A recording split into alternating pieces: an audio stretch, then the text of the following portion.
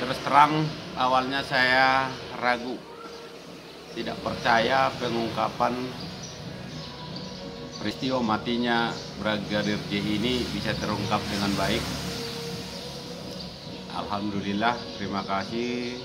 Hari ini ternyata kita cukup puas ya dengan kinerja Kapolri yang telah mengungkap tabir matinya Brigadir J, yang awalnya dibuat skenario palsu seolah-olah kematian Brigadir J ini adalah akibat tembak menembak, dan Baradae selaku yang dituduh melakukan pembunuhan itu adalah dengan overmak atau dalam keadaan memaksa. Apa yang membuat kecurigaan saya ini pada awalnya tidak yakin bahwa ini akan terungkap dengan baik. Yang pertama adalah karena ini peristiwa ini terjadi di rumah salah satu jenderal dengan jabatan yang cukup mentereng ya, jabatan yang cukup strategis, boleh dikatakan ini ujung tombak kepolisian, yaitu Kabid Propam Mabes Polri. Kalau kita lihat dari struktur kepolisian, boleh dikatakan juga bahwa Kabid Propam ini adalah tangan kanannya Kapolri. Itulah yang membuat saya awalnya pesimis ini tidak terungkap. Kalaupun ini akan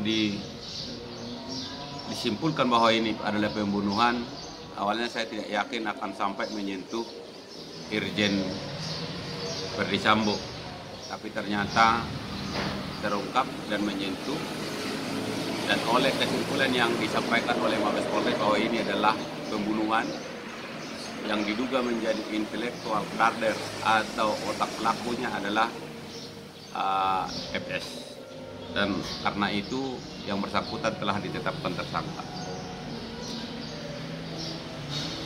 Yang pertama yang membuat saya tidak percaya. Yang kedua yang membuat saya tidak percaya akan terungkap, pada tahun 2019 saya selaku tim Jokowi Maruf Amin dengan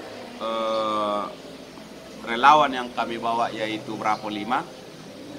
Dan selain dari Bravo 5, saya juga dipercaya menjadi ketua tim relawan se-Kabupaten Pelalawan di Provinsi Riau. Saya tahu persis bagaimana peran serta kepolisian di dalam hal pemenangan Jokowi Maruf Amin. Oleh karena itulah saya pesimis. Ya nggak mungkin ini Jokowi sampai atensi, nggak mungkin Presiden Jokowi sampai mendorong atau memerintahkan Kapolri untuk mengungkap ini dengan tuntas, karena menurut apa yang saya ketahui, saya menduga bahwa Presiden Jokowi ini akan tersandra politik balas budi. Tersandra politik balas budi yang saya maksud karena kepolisian berperan aktif dalam pemenangan Jokowi Maruf Amin 2019. Bukan hanya soal bagaimana mensosialisasikan atau mengkampanyekan, juga berkontribusi di bidang pembiayaan. Saya paham. Kalau misalnya ini dianggap berita hoax atau tidak benar, mungkin nanti bisa dicek di database, di data intelijen, siapa Apun Siombing dan perannya sebagai apa pada tahun 2019 dalam rangka pemenangan Jokowi Maruf Amin. Lalu bagaimana saya mengetahui bahwa Polri berperan aktif dalam pemenangan Jokowi, bukan hanya dalam hal pergerakan tetapi juga dalam hal pembiayaan? Nanti bisa saya buka semuanya. Saya punya bukti, setidaknya ada beberapa bukti yang bisa saya perlihatkan kepada kita semua. Nah, oleh karena itu hari ini saya sadar